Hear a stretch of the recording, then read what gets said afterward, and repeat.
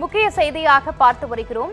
டாஸ்மாக் நிதி முறைகேடு தொடர்பாக திமுக முன்னாள் அமைச்சர் செந்தில் பாலாஜி மீது வழக்கு பதிவு செய்யப்பட்டிருக்கிறது. இதுகுறித்தான முழு விவரங்களுடன் இணைந்திருக்கிறார் எமது செய்தியாளர் சுப்பிரமணியன். சுப்பிரமணியன், வணக்கம். இந்த வழக்கு தொடர்பான முழு விவரங்களை பதிவு செய்யுங்க.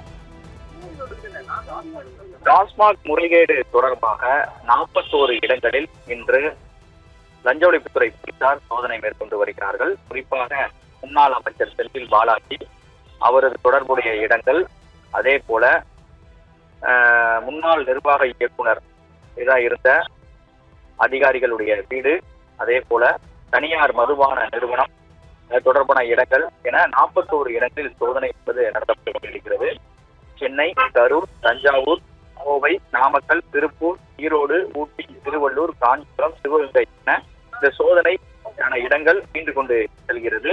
லஞ்ச ஒழிப்புத்துறை போலீசார் இந்த சோதனைக்கு முன்பாக முன்னாள் அமைச்சர் செந்தில் பாலாஜி மற்றும் முன்னாள் நிர்வாக இயக்குனர் மீது வழக்கு பதிவு செய்திருக்கிறார்கள்.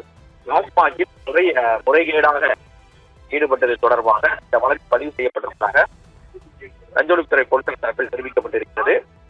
செந்தில் பாலாஜி சென்னையில் ஆழ்வார்பேட்டையில் இருக்கக்கூடிய ஒரு தனியார் நட்சத்திர ஹோட்டலில் தங்கியிருக்கிறார்.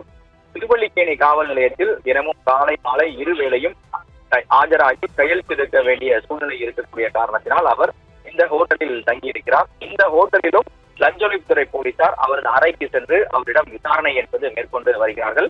அவர் மீது வழக்கு பதிவு செய்யப்பட்டிருக்கிற விவரங்களை தெரிவித்தும், அது மட்டுமல்லாமல் அவரிடம் விசாரணையும் முறைகேடு தொடர்பான ஆவணங்களை கைப்பற்றி விசாரணையும் மேற்கொள்ளப்பட்டு வருவதாக லஞ்ச ஒழிப்புத்துறை போலீசார் தரப்பில் தெரிவிக்கப்பட்டிருக்கிறது. சென்னை டி-நகர் தனிகாச்சன் தெருவில் செயல்பட்டு வரக்கூடிய தனியார் மதுபான நிறுவனத்திலும் சோதனை என்பது மேற்கொள்ளப்பட்டு வருகிறது.